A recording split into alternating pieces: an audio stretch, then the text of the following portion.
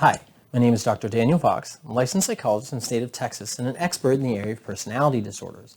And in this video, we're going to talk about BPD, borderline personality disorder, and eating disorders. What we're going to do is we're going to discuss the 4 types of eating disorders and related criteria. Then we will examine the intersection of BPD and eating disorders.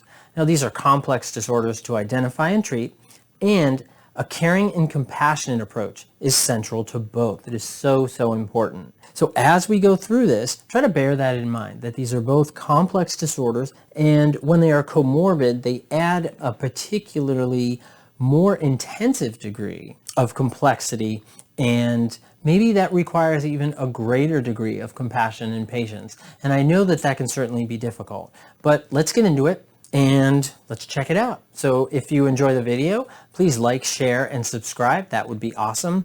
And please leave any comments that you may have. That would be great. I would appreciate the comments. I try to create a very positive type of environment for folks with BPD, if you notice some of the other comments on the videos. So if you have something positive to say, if you have something that you're experiencing, great. Let's not deride others. We certainly don't want to do that. We want to make it a positive environment. So thanks very much, and like, share, and subscribe. Leave some comments.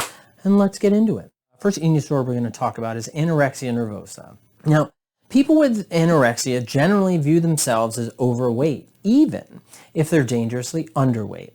Now, they tend to constantly monitor their weight, avoid eating certain types of foods, and severely restrict their calories. Now, common symptoms, these include being significantly underweight compared with people of their similar age and height. Now, that's really important. And they typically adopt these very restricted eating patterns. They have a strong fear of gaining weight or persistent behaviors to avoid weight gain. So they engage in, like a lot of times on treadmills and elliptical machines and exercising to burn off any perceived extra weight, despite their being underweight. So they still engage in these behaviors, right? And even though they are underweight, there's an intense need to pursue thinness. Self-esteem is highly related to body weight or perceived body shape. And there is a distorted body image, including a denial of being seriously underweight. So there's a distortion, and we know that even in BPD, that there's also a distortion related to that BPD lens that I've talked about in many other videos. I also have, not a particular video, but a video on that BPD lens and perceived distortions. So it's important to recognize that this is also a component of anorexia nervosa, even outside of BPD. Now, obsessive symptoms are often present as well with anorexia. And for instance, so many people with anorexia are often preoccupied with constant thoughts about food, and some may obsessively collect recipes or even hoard food.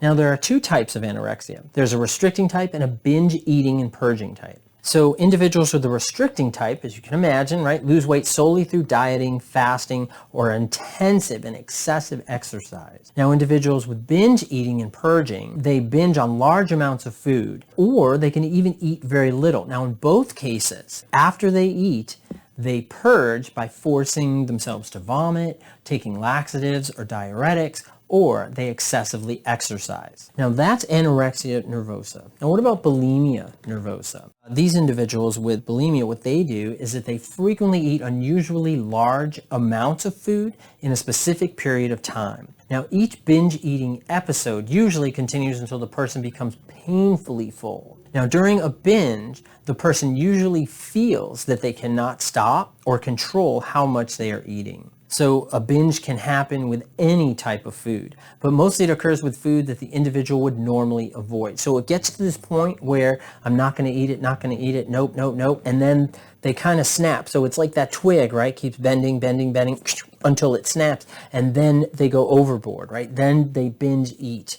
Okay, and then of course they purge to get rid of that's the bulimia component. Now, individuals with bulimia then attempt to purge to compensate for the calories that they ingested, and though to also relieve this gut discomfort.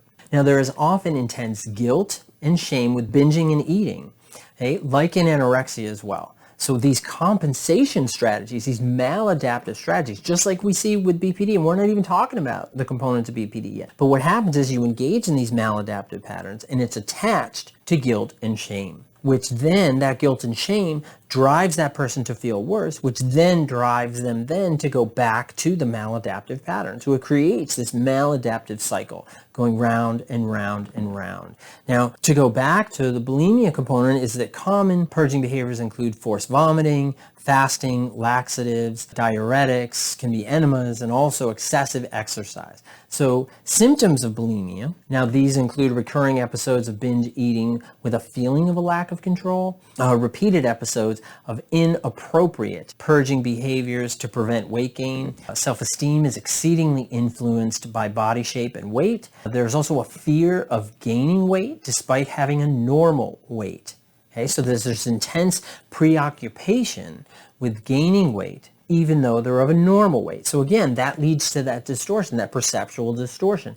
And again, we're not even up to the BPD stuff. So now side effects of bulimia, that they can include inflamed or sore throat, swollen salivary glands, worn tooth enamel, tooth decay, acid reflux, irritation of the gut, severe dehydration, and hormonal disturbances. So the consequences of these disorders, the eating disorders, is severe, okay? Just like in BPD, right? The consequence of managing BPD over an extended period of time can be really, really severe. What about binge eating disorder? Now, binge eating disorder, so individuals with this disorder have symptoms similar to those of bulimia or the binge eating subtype of anorexia. They typically eat unusually large amounts of food in relatively short periods of time and feel a lack of control during those binging periods. People with binge eating disorders do not restrict calories or use purging behaviors such as vomiting or excessive exercise to compensate for their binges. Now, common symptoms of binge eating disorder, these include eating large amounts of food rapidly, in secret, and until uncomfortably full, despite not feeling hungry. Often feel powerless to control themselves during episodes of binge eating. And they harbor these feelings of distress, such as shame, revulsion, or guilt, when they're thinking about the binge eating behaviors. Okay? And again, that goes back to that maladaptive pattern cycle that we just talked about a second ago. Now, they do not engage in purging behaviors such as calorie restriction, vomiting, excessive exercise, or laxative or diuretic use to compensate for the binging.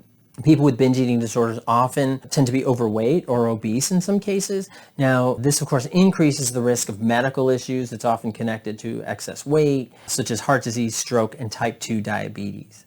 Now, the last one that we're going to talk about before we get hardcore into the intersection of BPD and eating disorders is what's called unspecified feeding or eating disorder. Now, this used to be called eating disorder NOS. So you see in a lot of the research studies that it is called eating disorder NOS, and with the DSM-5, they kind of change it to unspecified or other specified.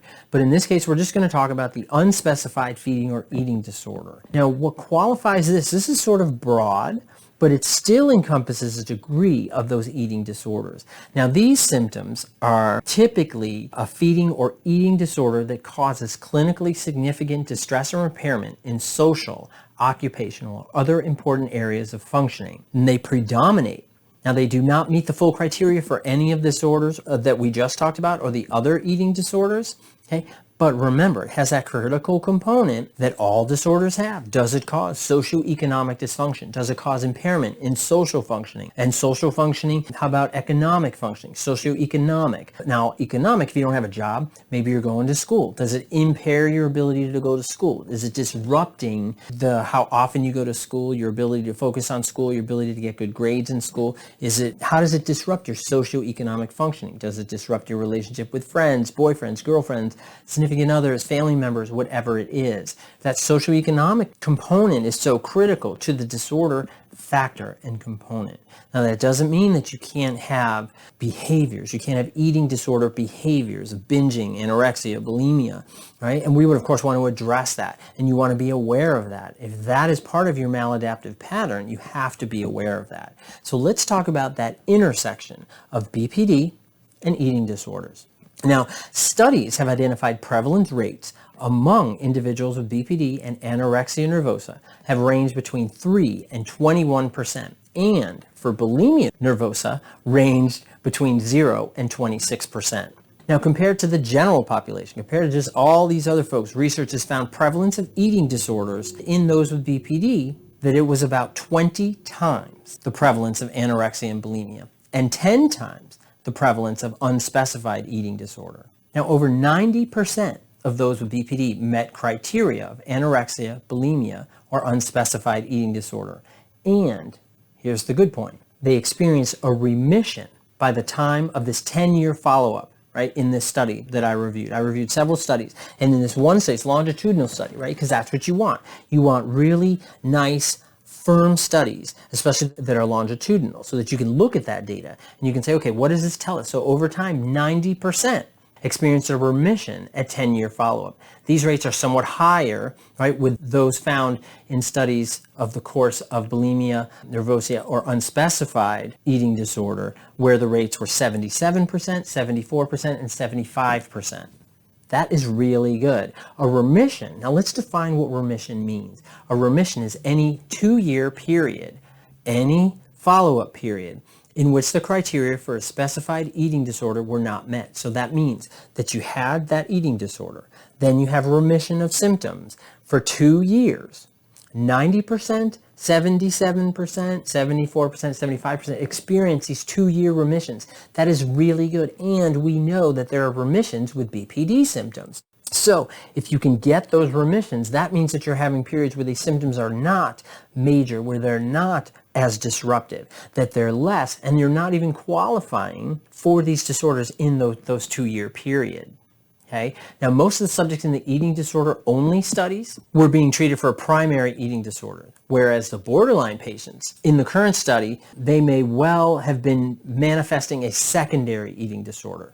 So that means, right, is that which one is primary? Which one is that central diagnosis? Is it BPD and all of those characteristics that relate to that? Or is it eating disorder, which is that primary and all of the characters associated with that? And there's that BPD component, right? But is it chicken or the egg? Right? So which one is it? Because we know whether it's the chicken or the egg, whichever one comes first or second, there's still going to be that remission. In an average of 2-year period of remission, that's when you could get yourself to healthy weight. That's when you could learn those healthy and adaptive strategies. That's when you could help to master and control some of those maladaptive beliefs, behaviors, and patterns associated with your BPD. Get to your core content. Identify those issues that's driving that maladaptive perception of self, other, and in this case also food. So it's important to be aware that individuals with eating disorders tend to migrate from one to the other. And this means that someone with bulimia, for example, right, may change to an unspecified eating disorder, or someone with an unspecified eating disorder can subsequently change to anorexia. Now add in the complexity of BPD here, and you may end up with an increased challenges due to greater emotional dysregulation and following core content activation that clouds the clinical picture even more. So now, right, you may have someone with anorexia. That anorexia could then morph and become bulimia. Then you're going to add the BPD component, which then, of course, clouds the clinical picture or presentation even more so. So which is it? I think that what we need to do is we need to identify all of these symptoms together, see if they're comorbid, see what's driving, what is that core content? What is that central component? Abandonment, emptiness, worth, vulnerability, integrity, whatever that core content is, because it's driving those maladaptive patterns. And those maladaptive patterns are eating disorders in this particular video. It can be a whole host of things. And of course, we all know that eating disorders doesn't mean that there isn't depression with it, meaning that there isn't anxiety with it, doesn't mean that there isn't PTSD with it, that all of these other things. That's why it's so important to get underneath, right? To get to the center of the M&M, right? That's what we get in M&Ms. We don't get M&Ms because of the blue, greens, purples, it's the brownie ones, right? But right? We get it for the chocolate. The chocolate is the core content, and that's what we want to focus on. Clinically, that's what we want to look at. Because if we can focus on that and deal with that, then we can start to attenuate and lessen those maladaptive behaviors and patterns. So I think we need to look at this from a core and surface content perspective, right? So core content can be a variety of things, from those with eating disorders or BPD, right? But there are some that are common, right? BPD, common core contents are emptiness and abandonment, right? We know that. If you've seen my other videos, you know that, right? And those with eating disorders, it tends to be control. that need for control, high control, low control, right? That determines that draw perhaps, or how much that stick can bend before it snaps, right? And then you engage in a binge eating episode, for example. Okay, so addressing this core content and building insight is a great first step, but not the final step. That's so important, right? We need behavior change. To help with this, we need a stabilized perception of self, but we know that with BPD, we often see the world through that BPD lens, as I talked about earlier, that this is distorted. The way we see ourselves, the way we see food, the way we see others, and everything in our world is distorted by this BPD lens. But I want you to push back on it. Okay? Eating disorders are complex to treat and require treatment with a knowledgeable and skilled professional. That is critical. Someone who knows eating disorders. Eating disorders can be very life-threatening. They can be very, very debilitating. So it is so important to find someone who knows what they're doing, who has that skill in that. Perhaps it's a treatment team if you're fortunate enough. Someone can focus on the eating disorder. The other person can focus on the BPD. And then they come together to work together with you to overcome both. Okay? Now that DBT has been found to be an effective treatment for eating disorder. So there are effective treatments. You should have hope. We know that you should have hope with BPD, right? Because we know it is the most treatable personality disorder. It has a good prognosis. Don't believe all the garbage that you see on the internet and all that other stigma-related stuff, because that's old data and that is false. What you should pay attention is to the new data, the accurate treatment, the stuff that can help you move forward to get control of those maladaptive patterns and identify that core content, and you can overcome it. You can master it. Right? Believe in yourself. I believe in you. I think you can do it. And I don't even know you, but I believe that you can do it, because if you're watching this video and you watched it this long, that's somebody who's committed to change, and commit to change to do it differently, because you can control these things. You can grow beyond your BPD. And I hope that you found this video helpful. I wish you all the best. I honestly do, of course. Please leave any comments, like, share, and subscribe. And thank you very much. And please be well. Thanks. Bye-bye.